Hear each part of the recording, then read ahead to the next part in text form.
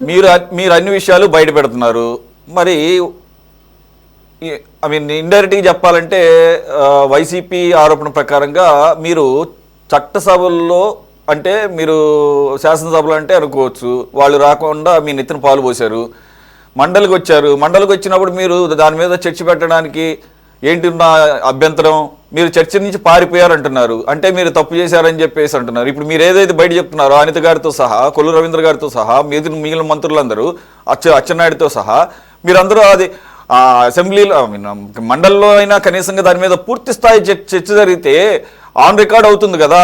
ఇలా బయట మాట్లాడిన దానికి జగన్మోహన్ రెడ్డి గారు మాట్లాడినా, మీ మంత్రులు మాట్లాడినా what is the validity and ఆ ఎండోర్స్మెంట్ రాదు కదా. మండలి జరగకపోతే అనుకోవచ్చు, లేకపోతే అసెంబ్లీ సెషన్ జరగకపోతే అనుకోవచ్చు. జరగకపోయినప్పుడు ప్రజలకు ఈ రకంగా చెప్తారు. జరుగుతున్నప్పుడు మీరే ప్రొయాక్టివ్గా ఈ అంశాలన్నీ అక్కడే శుభ్రంగా చర్చించి ప్రజల ముందు పెడితే ప్రజలు వాళ్ళే ఒక దీనికి వస్తారు కదా, ఎవరు తప్పు చెప్తున్నారు, ఎవరు మిస్లీడ్ చేస్తున్నారు, ఎవరు ఆరోపణలు చేస్తున్నారు అనేది. సార్ సురేష్ గారు, మీకు ప్యానెల్లోని సభ్యులకి, సిటీ 24/7 ప్రేక్షకులకి గుడ్ ఈవినింగ్ అండి. సురేష్ గారు, అసెంబ్లీకి వాళ్ళు రాకుండా మా నెత్తినేదో పాల్పోసారని, లేకపోతే మండల్లో మేమేదో చర్చ నుంచి పారిపోయామని మీరు మాట్లాడుతూ ఉన్నారు. అది చాలా హాస్యాస్పదం. మన చర్చకు ముందు మీ ఛానల్లోనే అనితా గారు ప్రెస్ మీట్ నేను చూశాను. హోంమంత్రి గారు మేము చర్చకు సిద్ధంగా ఉన్నాం, మీరేదైతే ఈరోజు దేవదేవుడి నైవేద్యాన్ని కల్తీ చేసి 65 లక్షల రసాయనాలతో 20 కోట్లకు పైగా లడ్డూలు తయారు చేసి భక్తుల మనోభావాలతో వాళ్ళ ఆరోగ్యాలతో ఆటలాడుకుని ఈరోజు దాని నుండి తప్పించుకునేదానికి హెరిటేజ్ సంస్థను ఒక బూచిగా చూపించి పారిపోయేదానికి వీళ్ళు చేస్తున్న ప్రయత్నాలని ఈరోజు మా మంత్రులు, హోంమంత్రి గారు రాష్ట్ర ప్రజలకు తెలియజేయడం జరిగింది. సురేష్ గారు, చర్చ నుండి ఎవరు పారిపోతా ఉన్నారు? మండలంలో వీళ్ళు ఏం చేస్తా ఉన్నారు మీరు గమనిస్తూనే ఉన్నారు కదా. బురద చల్లటం, వాకౌట్ చేయటం, పారిపోవటం. వీళ్ళు ఏదైతే మాట్లాడుతూ ఉన్నారో బోలే బాబా సంస్థకి, హెరిటేజ్ సంస్థకి లింకులు అంటగట్టే ప్రయత్నం. అజయ్ గారు మీరు ఫస్ట్ పాయింట్ ఏంటంటే, నేను కాదు ఆరోపణ చేసింది, వైసీపీ చేస్తున్న ఆరోపణను నేను కోట్ చేశాను, మీ ముందు పెట్టా. ఒకవేళ వాళ్ళ ఆరోపణ కరెక్ట్ అయితే కనుక మీరు ఎందుకు అలా పారిపోవాల్సి వచ్చిందని చెప్పేసి నేను యాట్రిబ్యూట్ చేశాను తప్ప అది నా ఆరోపణ కాదు. రెండో పాయింట్, బొత్స గారు చెప్తున్నటువంటి వాదన ప్రకారంగా వారు వాయిదా తీర్మానాన్ని ఇస్తే ఆ వాయిదా తీర్మానాన్ని అనుమతించలేదు కాబట్టి మీరే తప్పించుకున్నారని మీరు అంటున్నారు. ఆరోపణ నేను చెప్తుంది, మీరు అన్నది కూడా ఇక్కడ వ్యాలిడే. ఇవన్నీ టాక్టిక్స్. చట్టసభల్లో రకరకాల వాటి ఏమంటారు ఉన్న వెసులుబాట్లను ఉపయోగించుకొని ఏ రకంగా సమస్యల్ని ఫేస్ చేస్తారు, తప్పించుకుంటారు కూడా మా అంత తెలియనటువంటి ఇదేం కాదు. మేము ఎప్పటి నుంచో మేము కూడా ఫాలో అవుతున్నాం. అయితే మీరు మీ చతురత అక్కడే పనిచేయాల్సింది. మీరు అక్కడే వాళ్ళని అది వాళ్ళు తప్పు చేస్తే కనుక వాళ్ళని బిగించాల్సింది.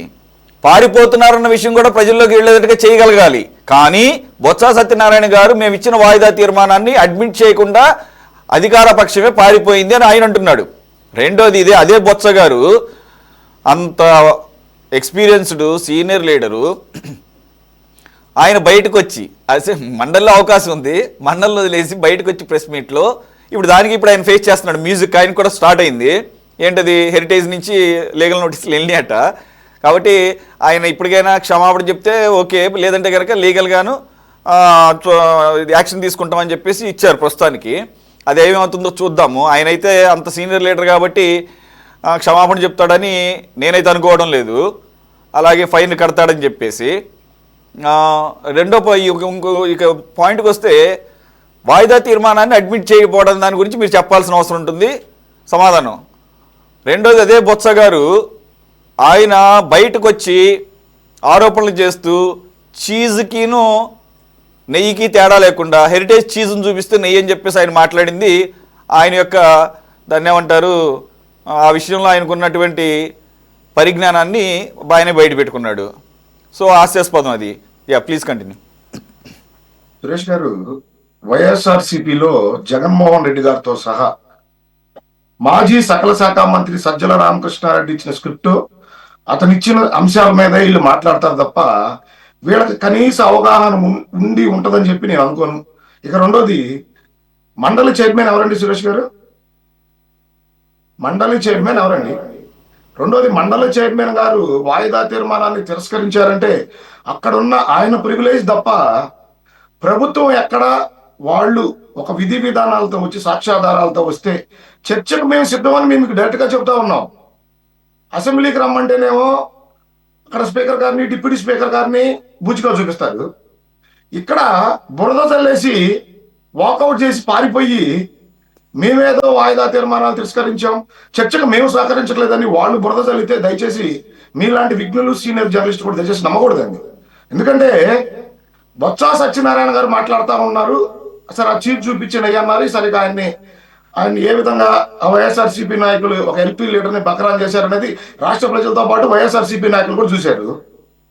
జగన్మోహన్ రెడ్డి గారు మాట్లాడుతూ ఉన్నారు, హెరిటేజ్ డైరీని ఏదో ఒక విధంగా కార్నర్ చేసి ఈ కల్తీ నెయ్యి అంశం నుండి బయటపడేదానికి హెరిటేజ్ డైరీని బోలే బాబా డైరీతో లింక్ పెట్టి ఏదైతే మాట్లాడారో సాక్ష్యాధారాలతో సహా మా మంత్రులు బయటపెట్టడం జరిగింది.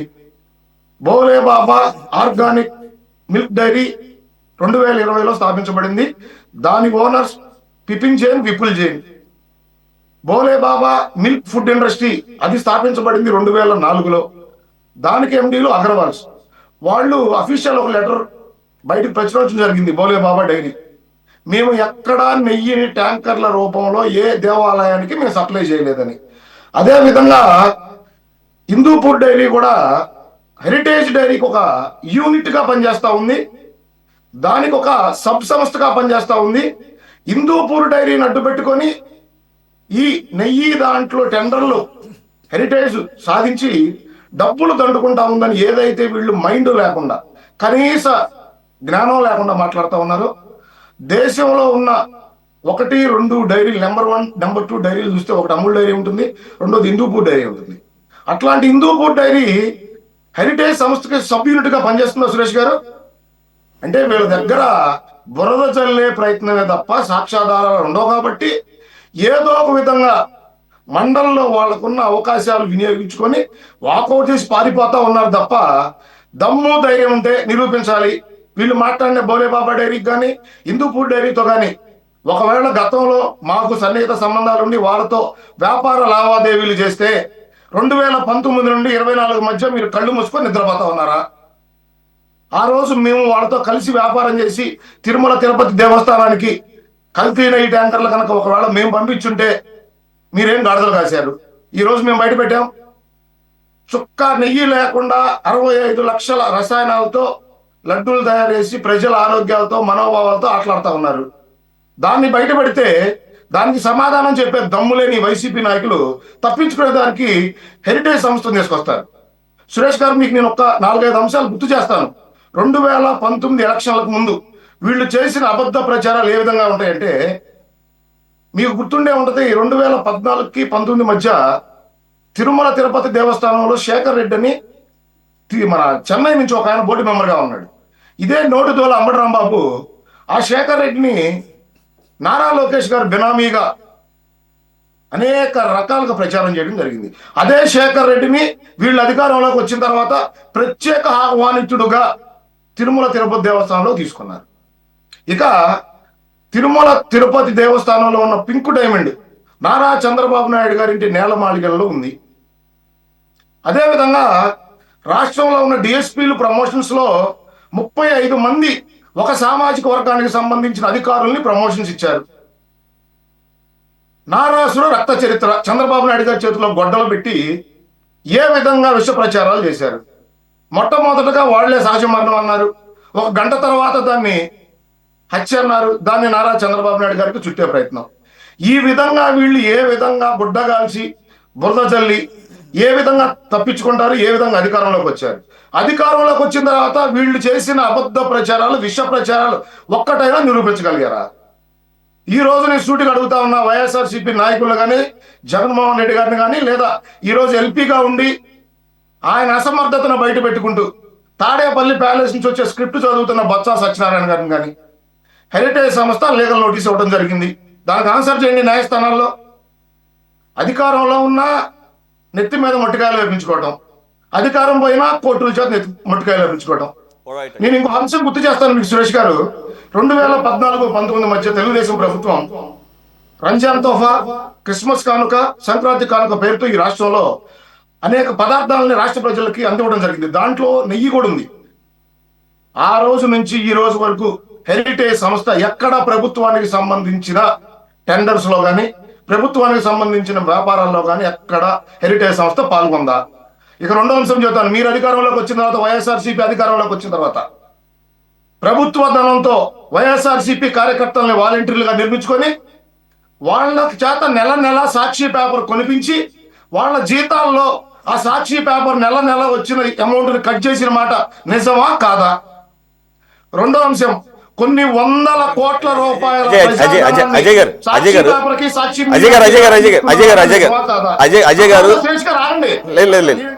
మీరు డీటెయిల్ గా మాట్లాడుతున్నారు. ఒక్క నిమిషం మిమ్మల్ని మీరు మాట్లాడేదాన్ని నేను ఒక్క నిమిషం సార్, మీరు సబ్జెక్ట్ తోనే మాట్లాడుతున్నారు, నేను కాదంట్లా. ఇవన్నీ మాట్లాడుకుంటే మనకు సమయం సరిపోదు.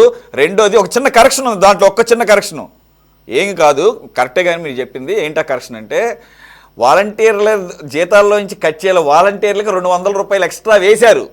మన డబ్బే, ప్రజల సొమ్ము, రాష్ట్ర ఖజానా నుంచి 200. మిస్టేక్ సురేష్ గారు, కరెక్షన్ టు మిస్టేక్. ఏది ఏమైనా ప్రభుత్వ ధనాన్ని, ప్రజాధనాన్ని, దాంట్లో డౌటే లేదు. దాని మీద నేను ఎన్నోసార్లు డిబేట్ చేశాను. ఒక్క నిమిషం ఆగండి. లిటరల్లీ సాక్షి పత్రిక, లిటరల్లీ సాక్షి సంస్థ సంపాదించిందనే నైతిక హక్కు వైఎస్ఆర్సీపీ పార్టీ నాయకులకు ఎక్కడుంది సురేష్ గారు? ఖచ్చితంగా లేదు. ఆ విషయంలో నేనే చెప్తున్నాను. 2.5 లక్షల మంది ఏమో వాలంటీర్లు, 1.5 లక్షల మంది సచివాలయ సిబ్బంది, దాదాపుగా 4 లక్షల మంది సిబ్బందికి రోజు పేపరు 4 లక్షల కాపీలు, నెలకి వాళ్ళకి పేపర్ సబ్స్క్రిప్షన్ ఫీజు కూడా నేను చెప్తాను, దాని మీద స్టడీ చేశాను కాబట్టి. ఆ రోజుల్లో 175 రూపాయలు, 190 రూపాయలు ఎంతో ఉంది నెల సాక్షికి. మిగిలిన పేపర్లన్నీ కూడా 200 రూపాయల పైనే. కాబట్టి ఓన్లీ సాక్షి పత్రిక మాత్రమే కొనుక్కునే విధంగా జీవోలో మాత్రం పేరు పెట్టకుండా ఓన్లీ న్యూస్ పేపర్ అని పేరు పెట్టి 200 మాత్రమే ఎక్స్ట్రా ఇచ్చి పత్రిక కొనేదట్టి చేశారు. ఎందుకంటే 207 రూపాయలు ఎంతో, 8 రూపాయలు నెల సబ్స్క్రిప్షన్ అప్పుడు ఈనాడు ఉండేది. ఈనాడు సబ్స్క్రిప్షన్ని దాటి పెంచుకోవడానికి, తద్వారా ప్రకటనలు ఇవన్నీ రూల్స్ ఉంటాయి కాబట్టి ఆ రూల్స్కి సబ్స్క్రిప్షన్ అడ్డు వస్తుంది కాబట్టి ఆ రకంగా పెంచుకునే కార్యక్రమం చేశారు. ఇవన్నీ కాన్ఫ్లిక్ట్ ఆఫ్ ఇంట్రెస్ట్ ఉంటుంది, కానీ వాటిని ఏమో ఆలోచించలేదు. అదే కాదు, నేను ఇంకా చాలా చెప్తాను. సరస్వతి భూములకు సంబంధించి ఇంకా పెట్టినటువంటి ఆ సున్నప్రాయి ఫ్యాక్టరీ కోసం, సిమెంట్ ఫ్యాక్టరీ కోసం ముందు నుంచే ఒక 50 సంవత్సరాల పాటు ఇదే కృష్ణా రివర్లో కొన్ని లక్షల లీటర్ల నీటిని దానికి అలొకేట్ చేసిన జీవో కూడా వచ్చింది. కాకపోతే ఇంకా ఇది డిస్ప్యూట్లో ఉంది వారి తల్లిగారితో, అసలు ఇంకా సంస్థ స్టార్ట్ కాలేదు. ఇటువంటి చాలా జరిగినాయి. వాటి జోలికి పోవద్దు, టైం లేదు కాబట్టి దీనికి కన్ఫైన్. సురేష్ గారికి ఒక అంశం. ఇదే జగన్మోహన్ రెడ్డి గారు, బొత్స సత్యనారాయణ గారు హిందూ డైరీకి 2014-19 మధ్య 260 రూపాయలకి నెయ్యి సప్లైకి ఇచ్చారు. ఆ రోజు టెండర్. ఈ రోజు 650 రూపాయలకి ఇస్తా ఉన్నారు అని ఏదైతే మాట్లాడుతూ ఉన్నారో, ఆ రోజు ఆవు పాల ధర అంతా, ఈ రోజు ఆవు పాల ధర అంతా